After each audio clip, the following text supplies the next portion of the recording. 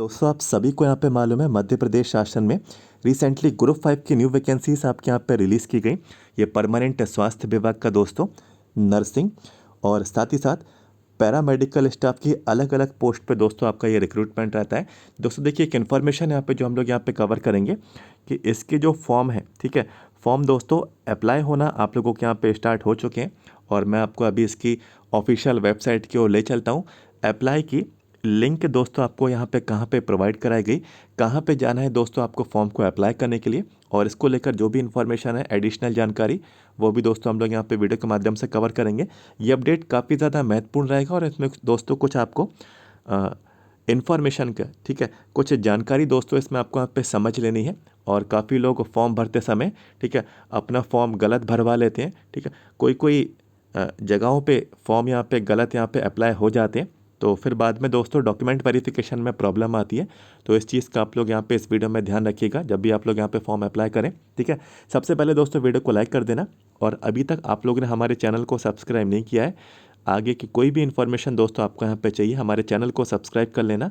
आगे आने वाली कोई भी जानकारी दोस्तों आपसे छूटना नहीं चाहिए। चलिए बढ़ेंगे दोस्तों इन्फॉर्मेशन की ओर। तो देखिए एमपी ग्रुप 5 की जो वैकेंसीज़ हैं इसके फॉर्म जो अप्लाई यहाँ पे जो स्टार्ट होना शुरू हो चुके हैं। तो कहाँ कहाँ पे जाना होगा, तो MPESB मात्र इतना टाइप करके सर्च कर लेना है। जैसे टाइप करते सर्च करेंगे यहाँ पे देखिए लिंक मिल जाएगी, इस पर क्लिक करना है। इस पे जैसे ही दोस्तों मैंने क्लिक किया नेक्स्ट पेज पर आइएगा, इंग्लिश लैंग्वेज मैंने यहाँ पे सेलेक्ट की। अब दोस्तों देखिए ये इसकी ऑफिशियल वेबसाइट ओपन हो गई जो कि कर्मचारी चयन मंडल की ऑफिशियल वेबसाइट है। यहाँ पे देखिए लिखा ऑनलाइन फॉर्म, ठीक है। तो ऑनलाइन फॉर्म का दोस्तों ये ऑप्शन है, इसी पे क्लिक करना है। तो देखिए यहाँ पे जो भी आपके फॉर्म रनिंग रहते हैं इसी पेज पे आपको इन्फॉर्मेशन आती है। और अभी रिसेंट में देखिए पहले नंबर पे, ठीक है, पहले नंबर पे यहाँ पे लिखा भी हुआ है समूह 5 के अंतर्गत स्टाफ नर्स पैरामेडिकल स्टाफ एवं अन्य समकक्ष पद हेतु संयुक्त भर्ती परीक्षा। तो ये दोस्तों फॉर्म आपका ऐड हो चुका है, ठीक है। ऑनलाइन आवेदन दोस्तों आप लोग इसका कर सकते हैं। यहाँ पे दोस्तों आपको एक ऑप्शन दिया गया है, ठीक है। यहाँ पे आप लोग ऑनलाइन आवेदन करेंगे। डेट्स देख लीजिए, डेट्स जानना आपका बहुत ही ज़रूरी है। 16 मार्च, ठीक है, तो 16 मार्च से आपके फॉर्म स्टार्ट हो चुके हैं और 30 मार्च, तो 30 मार्च से दोस्तों आपकी अप्लाई करने की अंतिम तिथि, लास्ट डेट दोस्तों आपकी यहाँ पे रहने वाली है। और ये 2026 का रिक्रूटमेंट है। और यदि देखिए आप लोगों ने 2024 की वैकेंसी अप्लाई की थी, ठीक है, या फिर आप लोग ने 2025 में जो वैकेंसी आई थी पैरामेडिकल की, ठीक है, 24 में तो ग्रुप 5 की वैकेंसी ही आई थी, ठीक है, और 25 में ये वैकेंसी आई थी पैरामेडिकल की। तो यदि आप लोगों ने इन दोनों वैकेंसी या फिर इनमें से किसी भी एक वैकेंसी में फॉर्म को अप्लाई किया है तो आपकी पुरानी डिटेल से ही दोस्तों ये फॉर्म आपका यहाँ पे अप्लाई हो जाएगा, ठीक है। यहाँ पे दोस्तों जैसे देखिए मैं इस पर क्लिक करता हूँ तो नेक्स्ट यहाँ पे जो पेज है ये एक डिक्लेरेशन वाला पेज है। इसमें सारी चीज़ें आप लोगों ने इंस्ट्रक्शंस रीड कर ली, इस चीज़ को लेकर यहाँ पे डिक्लेरेशन है। मैं इसको यहाँ पे आगे बढ़ा देता हूँ।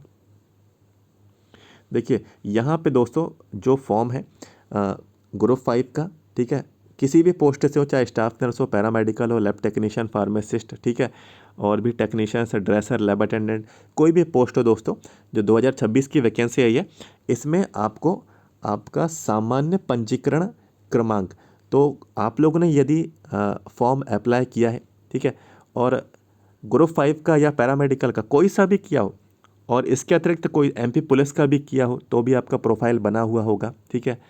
या फिर आप लोग ने PBBSc MSc नर्सिंग, ठीक है, ये वाले फॉर्म भी अप्लाई किए होंगे पुराने, ठीक है। तो एक बार आपका प्रोफाइल बना है तो आपका सामान्य पंजीकरण क्रमांक ये आपका ज़रूर होगा। और ये दोस्तों आपके पुराने फॉर्म पर भी दिया है, ठीक है। सबसे ऊपर जो सबसे पहली जो लाइन है उसमें सामान्य पंजीकरण क्रमांक दिया हुआ है। आप लोग पुराना फॉर्म उठा के देख लेना, वहाँ पे जानकारी मिल जाएगी, ठीक है। और जो भी आपका डेट ऑफ बर्थ, तो डेट ऑफ बर्थ तो आपको मालूम होगा, दोनों चीज़ें इसमें आपको फिल करके, ठीक है, कैप्चा जैसे 8 और 8 लिखा है तो यहाँ पे 16 टाइप करके दोस्तों यहाँ पे सबमिट आपको कर देना है, ठीक है। बहुत ही नॉर्मल और सिंपल प्रोसेस है। इसमें देखिए जो न्यू कैंडिडेट्स हैं जिन्होंने आज तक, ठीक है, फॉर्म अप्लाई किया ही नहीं, ठीक है, ना ही ग्रुप 5 का, ना ही पैरामेडिकल का, ना एमपी पुलिस का, ना एमपी ITI ट्रेनिंग ऑफिसर का, ग्रुप 2 का, ग्रुप 1 का कोई सा भी फॉर्म अप्लाई नहीं किया है तो ऐसे कैंडिडेट्स को न्यू रजिस्ट्रेशन करना होगा। ठीक है, न्यू रजिस्ट्रेशन करेंगे तो सारी डिटेल्स लगेंगी, आपकी आधार की बायोमेट्रिक होगा, आपका EKYC होगा। ठीक है, तो ये सब चीज़ें दोस्तों आप लोगों को न्यू कैंडिडेट्स को तैयार रखनी होगी और ये काफ़ी टाइम टेकिंग प्रोसेस है। ठीक है, जैसे कि न्यू कैंडिडेट है, उसने अभी तक एक भी फॉर्म को अप्लाई नहीं किया है, जो वैकेंसीज आती हैं कर्मचारी चयन मंडल द्वारा या फिर MPESB या फिर मैं कहूँ व्यापम द्वारा। ठीक है, कोई भी फॉर्म अप्लाई नहीं किया है तो न्यू कैंडिडेट जो है आप लोग रजिस्ट्रेशन करेंगे। सबसे पहले रजिस्टर्ड होंगे पोर्टल पे, फिर आपका सामान्य पंजीकरण क्रमांक यहाँ पे बनेगा, कॉमन रजिस्ट्रेशन नंबर आप लोगों का यहाँ पे क्रिएट होगा। ठीक है, फिर उसके बाद आपका प्रोफाइल ओपन होगा, फिर आप लोग अपना फॉर्म अप्लाई करेंगे जिस किसी भी पोस्ट से आप लोग यहाँ पे योग्यता रखते हैं। तो एक ये थोड़ी बड़ी प्रोसेस है, थोड़ी कॉम्प्लिकेटेड प्रोसेस है, ये न्यू कैंडिडेट्स के बारे में बताया। इसमें एक और चीज़ का आपको ध्यान देना है, जो रहेगा आप लोगों का मध्य प्रदेश। ठीक है, मध्य प्रदेश जो आपका एम्प्लॉयमेंट, ठीक है, एम्प्लॉयमेंट एक्सचेंज रजिस्ट्रेशन नंबर। ठीक है, मध्य प्रदेश रोजगार पंजीयन कार्यालय क्रमांक। ठीक है, तो ये आपके पास दोस्तों होगा या फिर नहीं है तो आपको उसका यहाँ पे रजिस्ट्रेशन करना होगा। ठीक है, Madhya Pradesh employment exchange registration number, Madhya Pradesh रोजगार पंजीयन जो आपका क्रमांक है। ठीक है, तो ये आपको इसमें 3 डिटेल्स चाहिए पड़ेंगी। आपको नंबर चाहिए पड़ेगा, ठीक है, ये फॉर्म में डालेगा रजिस्ट्रेशन नंबर, कौन से ज़िले का है, ठीक है, कौन से ज़िले का है तो डिस्ट्रिक्ट चाहिए पड़ेगा, और कौन सी डेट पर ये आपका बना है। ठीक है, यानी कि जारी होने वाली जो आपकी डेट है। तो ये 3 चीज़ों की आपको ज़रूरत पड़ेगी आपके फॉर्म में, ये कंपलसरी ही है। ठीक है, मैं कहूँ ये कंपलसरी ही रहता है, बाकी एग्ज़ाम सेंटर में आपको कोई भी प्रॉब्लम नहीं आएगी। ठीक है, एक तो ये बात मैंने आपको बताई। एक चीज़ और इसमें दोस्तों आपको ध्यान देना है कि आप लोगों का जो फॉर्म है, ठीक है, फॉर्म जब आप लोग अप्लाई करेंगे तो आपको यदि संविदा वाले नहीं हैं तो आपको संविदा वाला ऑप्शन सेलेक्ट नहीं करना है। ठीक है, दुकानदार क्या करता है, वो संविदा वाला ऑप्शन सेलेक्ट कर देता है। ठीक है, आप लोग मेहनत करते हैं, मेरिट में आते हैं, मार्क्स लेकर आते हैं, फिर आप लोग मेरिट में आते हैं, मेरिट में आने के बाद डॉक्यूमेंट वेरिफिकेशन के लिए जाते हैं। डॉक्यूमेंट वेरिफिकेशन में वो बोलते हैं कि आप संविदा से सेलेक्ट हुए हैं तो संविदा का एक्सपीरियंस लेकर आइए। फिर आप बोलते हैं कि मैं तो संविदा पे कार्यरत हुई नहीं तो मेरे पास एक्सपीरियंस नहीं है, तो आप जो भी मार्क्स लेकर आते हैं, मेरिट में आते हैं, वो किसी भी काम का नहीं रहता, आपको वापस कर दिया जाता है। जितने मार्क्स आप लोग इसमें लेकर आते हैं, ठीक है, बिना संविदा वाली पोस्ट पर आप लोग लेकर आएंगे, इजीली आपका सिलेक्शन हो जाता है। लेकिन दोस्तों एक छोटी सी प्रॉब्लम, छोटी सी मिस्टेक की वजह से काफ़ी यहाँ पे दिक्कत यहाँ पे हो जाती है।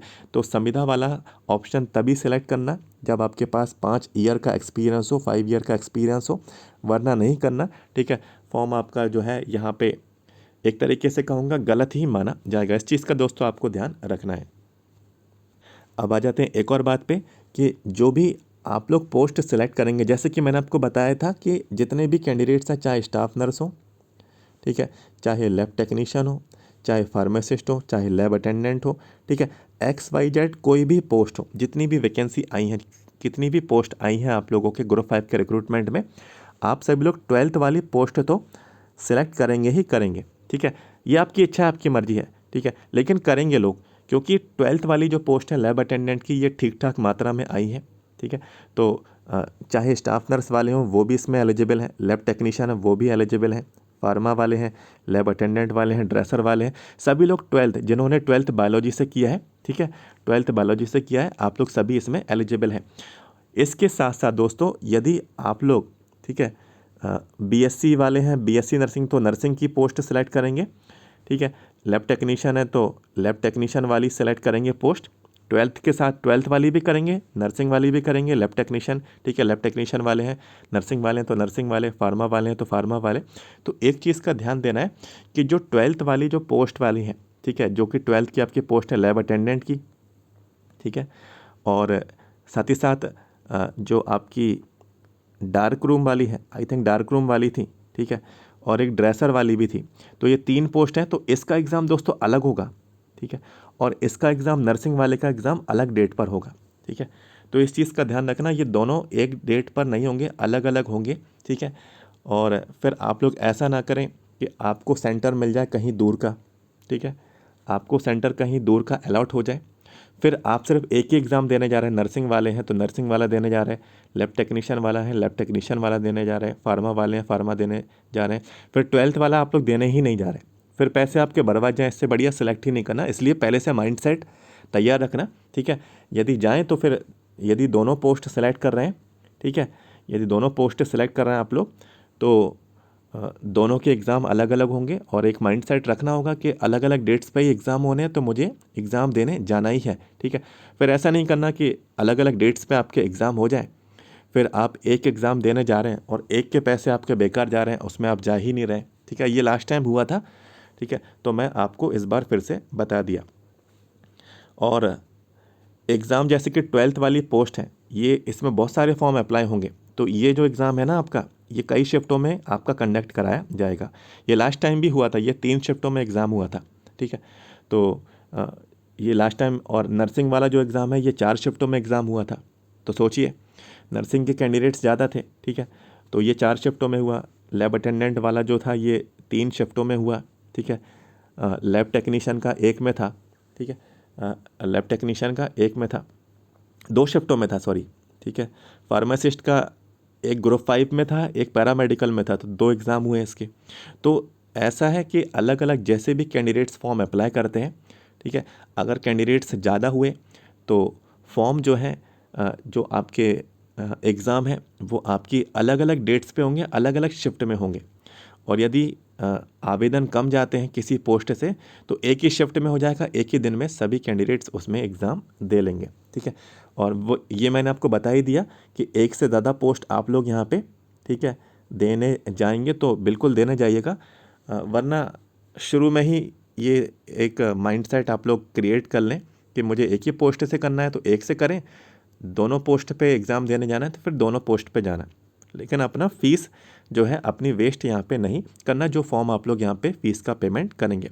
रही बात फ़ीस के पेमेंट की, यदि आप लोग एक से ज़्यादा पोस्ट सेलेक्ट करेंगे तो फ़ीस का जो अमाउंट है ये भी दोस्तों आपका बढ़ जाएगा, ठीक है। तो ये भी दोस्तों आपको ध्यान रखना है। पोस्ट कोड जैसे ही आप लोग अलग अलग सेलेक्ट करेंगे, फ़ीस का जो आपका अमाउंट है ये आपको बिल्कुल इंक्रीज़ आपको बढ़ता हुआ देखने को मिलेगा। और ये कोई नई बात नहीं है, लास्ट टाइम भी ये हुआ था, इस साल भी सेम टू सेम वही होगा। और बाकी जो भी आपका अमाउंट है आपकी स्क्रीन पर ही नज़र आएगा, कोई आपसे ज़्यादा चार्ज नहीं लेगा, आपको उतना ही चार्ज आपको पे करना है। एक ये बात हुई आपकी। और एक चीज़ देखिए, मैं अपनी जो मेरा एनालिसिस है, जो मेरे रीडिंग है, कई टाइम से मैं ये सारे टॉपिक्स में कवर करता आ रहा हूँ कई वर्षों से, ठीक है। इस बार जो है नेगेटिव मार्किंग आपकी इंट्रोड्यूस की गई है, नेगेटिव मार्किंग होगी बिल्कुल। तो मैं आपसे इतना ही कहूँगा कि एग्ज़ाम जैसा भी हो, एग्ज़ाम आप लोग यहाँ पे देकर ज़रूर जाएं, ठीक है, एग्ज़ाम ज़रूर जाएं, एग्ज़ाम का एक्सपीरियंस आप लोग जाके ज़रूर देखें, ठीक है।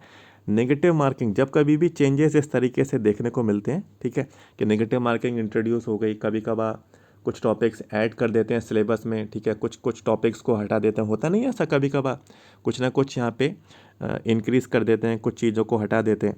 तो इस बार जैसे नेगेटिव मार्किंग इन्होंने यहाँ पे रख दी, नेगेटिव मार्किंग आप लोगों की 1/4 है। मैंने आपको बताया भी था पहले, 4 सवाल आपके गलत होंगे तो सही में से आपका 1 नंबर कट जाएगा, ठीक है, 1 नंबर आपका माइनस हो जाएगा। तो ऐसे ऐसे करके दोस्तों आपके नेगेटिव मार्किंग, तो एग्ज़ाम का एक्सपीरियंस ज़रूर लेना। यदि एग्ज़ाम फॉर्म भरेंगे तो एग्ज़ाम देने आप लोग ज़रूर जाना। और अभी रिसेंट के जो रिक्रूटमेंट है, देखा गया है कि जो एग्ज़ाम के जो सेंटर्स हैं काफ़ी दूर दूर यहाँ पे अलॉट हुए हैं काफ़ी लोगों के, MP ITI ट्रेनिंग ऑफिसर में भी ये देखा गया, ठीक है। तो आप लोग प्रिपेयर्ड रहना पहले से, और एग्ज़ाम सेंटर अपने सही सही अपने फॉर्म में आप लोग सेलेक्ट करना, ठीक है। और देखिए आपके जो फॉर्म है, ठीक है, आपका जो फॉर्म है इसमें लास्ट सेमेस्टर की या लास्ट ईयर की, ठीक है, मार्कशीट आपकी ज़रूर अपलोड होगी डॉक्यूमेंट के तौर पे। तो ये भी दोस्तों मैंने आपको यहाँ पे बता दिया। और दोस्तों देखिए, यदि ये फॉर्म आपको घर बैठे बैठे अप्लाई करवाना है, आप लोग पहले से फॉर्म पहले से आप लोग एग्ज़ाम दिए हुए हैं, आप लोग पहले से रजिस्टर्ड हैं, कॉमन रजिस्ट्रेशन नंबर आपका क्रिएट है पहले से, ठीक है। तो घर बैठे हमारा हेल्पर आपका फॉर्म अप्लाई कर देगा 7415543659। व्हाट्सएप पे मैसेज कर सकते हैं। जो भी आपकी कैटेगरी में फ़ीस है वो आपको पे करनी होगी, और यदि हमारा हेल्पर आपका फॉर्म अप्लाई करेगा तो आपको चार्ज भी पे करना होगा फॉर्म अप्लाई करने का। आपका फॉर्म घर बैठे बैठे अप्लाई होके आपको मिल जाएगा। साथ ही साथ प्रीवियस पेपर्स आपको यदि चाहिए हैं तो प्रीवियस पेपर्स आपको मिल जाएंगे। प्रीवियस पेपर्स आप लोगों के लिए मैंने यहाँ पे अवेलेबल करा रखे हैं। काफ़ी कैंडिडेट्स से मुझसे बोला भी तो मैंने अरेंज करवाएं, ठीक है। तो प्रीवियस पेपर्स आप लोग स्टाफ नर्स के अवेलेबल हैं, लैब टेक्नीशियन के हैं, ठीक है, फार्मासिस्ट के हैं, एएनएम के भी हैं मेरे पास, और ओटी टेक्नीशियन के हैं, लैब अटेंडेंट के हैं, ठीक है। लैब अटेंडेंट के 3 हैं, ओटी टेक्नीशियन के, ठीक है, ये आई थिंक 2 हैं, एएनएम का 1 है, लेकिन लास्ट ईयर और उसके लास्ट ईयर वाला 1 है, तो 2 पेपर हैं। फार्मासिस्ट के भी 2 हैं, पैरामेडिकल का है, एक ग्रुप 5 का है, लैब टेक्नीशियन के भी आई थिंक 2 हैं, स्टाफ नर्स के 4 हैं। ये टोटल 4 शिफ्टों में हुआ। 4 शिफ्टों के पेपर पूरे यूट्यूब पर सिर्फ मेरे पास ही यहाँ पे अवेलेबल हैं, ठीक है। तो ये सारे पेपर्स चार्जेबल है। जो भी आपकी नीड है आप लोग बता सकते हैं। मैं ये कभी नहीं कहता हूँ कि सारा कुछ आपसे आपके प्रीवियस पेपर से ही पूछा जाएगा। प्रीवियस पेपर सिर्फ इसलिए है कि आप इनको पढ़ें, और ये भी देखें, आप लोग ये भी देखें कि जो नई एग्ज़ाम की एजेंसी है, नई एग्ज़ाम की जो एजेंसी है जो कि 2024 में आई, ये आपका पेपर कैसा बना रही है, ये ज़रूर देखें। आपने पुराने पेपर्स तो काफ़ी पढ़े होंगे, लेकिन अभी जो 2024 से जो नए पेपर आना शुरू हुए हैं नई एग्ज़ाम एजेंसी के, तो ये ज़रूर देखें कि कैसे ये पेपर बना रही है, कौन कौन से टॉपिक्स को ये आपके क्वेश्चन पेपरों में यहाँ पे रख रही है, ठीक है। और English, Hindi, math, science, GK, reasoning, ये क्वेश्चंस ये कैसे पूछ रहे हैं, ये किस लेवल के हैं, इनके टॉपिक्स क्या क्या हैं, ठीक है। तो उनको पढ़िए। 25 नंबर के ये सवाल आते हैं, English, Hindi, math, science, GK, reasoning. और जो भी आपका नर्सिंग पार्ट है, लैब टेक्नीशियन पार्ट है, फार्मा पार्ट है, ठीक है, ओटी वाला पार्ट है, लैब अटेंडेंट वाला पार्ट है, ये कैसे सवाल लास्ट टाइम पूछे गए थे 2024 की भर्ती में, तो ये भी आप लोग ज़रूर देखें। प्रीवियस पेपर से इतनी ही हेल्प मिलती है। कई लोग इस धारणा में रहते हैं कि पूछते हैं कि प्रीवियस पेपर से क्या कुछ आएगा, ठीक है। तो मैं सभी से यही कहता हूँ कि प्रीवियस पेपर्स का मतलब ये नहीं कि इनमें से आएगा या नहीं। प्रीवियस पेपर सिर्फ इसलिए कि ये सब चीज़ें आपको मालूम चलती हैं, और हो सकता है, पॉसिबिलिटी है कि आ जाए, ठीक है। लेकिन हम ये कभी नहीं कहते कि इसी में से ही आएगा और इसी को ही पढ़ लीजिए और कुछ भी नहीं पढ़िए, ऐसा नहीं होता है, ठीक है। तो ये सारे प्रीवियस पेपर्स आपको यदि चाहिए हैं तो हमारा व्हाट्सएप नंबर है 741555, सेम नंबर है 7415543659। व्हाट्सएप नंबर दोस्तों आपको दे दिया गया है, व्हाट्सएप पे मैसेज करें, ठीक है। चार्जेबल रहेंगे पेपर्स, आपको तुरंत व्हाट्सएप पे ही मिल जाएंगे।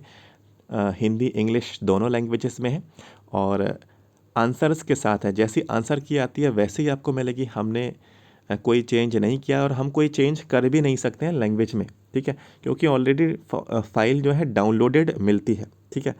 तो ये सब चीज़ें हैं दोस्तों, आपको व्हाट्सएप पे मैसेज कर देना है यदि आपको ये चाहिए। और ज़्यादा समय ना लगाएं, ज़्यादा टाइम वेस्ट ना करें, बहुत ही कम समय वैसे भी आपको मिला है। अभी आप लोगों में से काफ़ी कैंडिडेट्स तो ये डिसीज़न तब लेंगे फॉर्म भरने का जब लास्ट डेट नज़दीक आएगी, ठीक है। तो कई तरीके के लोग हैं जो शुरू में फॉर्म अप्लाई कर देते हैं, कोई कोई बीच के दिनों में, लेकिन मोस्टली कैंडिडेट्स यहाँ पे लास्ट मोमेंट वाले पॉइंट पर यहाँ पे रहते हैं, ठीक है। लास्ट मोमेंट पे काफ़ी प्रॉब्लम होती है, आपको मालूम है, ठीक है। सभी लोग फॉर्म अप्लाई करते हैं, फ़ीस का पेमेंट नहीं हो पाता है, ठीक है, सर्वर बिजी जाता है, फिर आप सोचते हैं कि लास्ट डेट बढ़ेगी, फिर लास्ट डेट दोस्तों नहीं बढ़ती है। जब वैकेंसी आई है तो समय पे फॉर्म को अप्लाई करें, प्रिपरेशन करें और सेलेक्ट यहाँ पे हो जाएं, ठीक है। बाकी इसमें कोई डाउट है, कोई सवाल है, और यदि आप कोई कैंडिडेट बोलेगा तो किसी की डिटेल्स यहाँ पे मैं फिल करके, ठीक है, मैं आपको आगे का जो भी फॉर्म है वो मैं आपको दिखा दूंगा। यदि आप लोग बोलेंगे तो कमेंट बॉक्स में बताइएगा, ठीक है। बाकी प्रीवियस पेपर्स यदि आपको चाहिए व्हाट्सएप पे मैसेज करें, और फॉर्म अप्लाई करवाना है तो सेम व्हाट्सएप नंबर रहेगा, आप लोग मैसेज कर सकते हैं। और कुछ वैकेंसीज़ के फॉर्म अभी ऑलरेडी रनिंग में है, सतना मेडिकल कॉलेज, ठीक है, वीडियोज़ का मैंने क्रिएट किया हुआ है, ठीक है, तो आप लोग उसको देख लें। काफ़ी फॉर्म निकल गए हैं ग्रुप डी की, group D railway, group D 22,000 vacancy ये फॉर्म निकल चुका है, ठीक है। कई बार मैंने बताया, 5 से 6 बार ये भी जानकारी दी। कि फॉर्म अप्लाई करिए। भाई 10th लेवल की वैकेंसी है, सिर्फ 10th क्लास ही मांगा जा रहा है, रेलवे की जॉब है, ठीक है। लेकिन कई लोगों ने इस पर ध्यान नहीं दिया, ठीक है। अभी नॉरसेट वाला फॉर्म भी शायद निकल गया, ठीक है। तो इसकी भी डेट निकल गई, मैंने लास्ट मोमेंट पर भी बताया, लास्ट डेट पर भी बताया, लास्ट डेट जिस दिन मॉर्निंग थी, ठीक है, उस दिन भी बताया। तो ये फॉर्म भी दोस्तों यहाँ पे निकल गया। अभी एम्स भोपाल में भी वैकेंसी आई थी, तो ये भी फॉर्म आपका निकल गया। इसमें staff nurses, lab technician, pharmacist की पोस्ट भी आपकी शामिल थी, तो ये फॉर्म भी आपका निकल गया। तो ये सब बताने का पर्पज़ क्या है कि आप लोग आगे से ध्यान रखें, और हमारे व्हाट्सएप पे जो भी कैंडिडेट से जुड़े हैं व्हाट्सएप ग्रुप में, ठीक है, जुड़े तो हैं आप सभी लोग, लेकिन अच्छी बात है, लेकिन ग्रुप के वीडियोस नहीं देख रहे हैं, फिर क्या मतलब का, ठीक है। गवर्नमेंट जॉब अगर आपको चाहिए है तो समय निकालना होगा, आपको टाइम देना होगा, और टाइम देना होगा प्रिपरेशन के लिए भी, फॉर्म भरने के लिए भी, इन्फॉर्मेशन को देखने के लिए भी। तो बाकी और भी फॉर्म रनिंग है, आप लोग वीडियो सेक्शन में एक बार ज़रूर आप लोग चले जाएं। तो इस वीडियो को अभी यहाँ पे यहीं पे एंड करते हैं। वीडियो को लाइक करना, हमारे चैनल को सब्सक्राइब करना, आगे कोई भी जानकारी छूटना नहीं चाहिए, तो सब्सक्राइब करके दोस्तों रख लीजिए। तो मिलता हूँ नेक्स्ट दोस्तों, थैंक यू सो मच।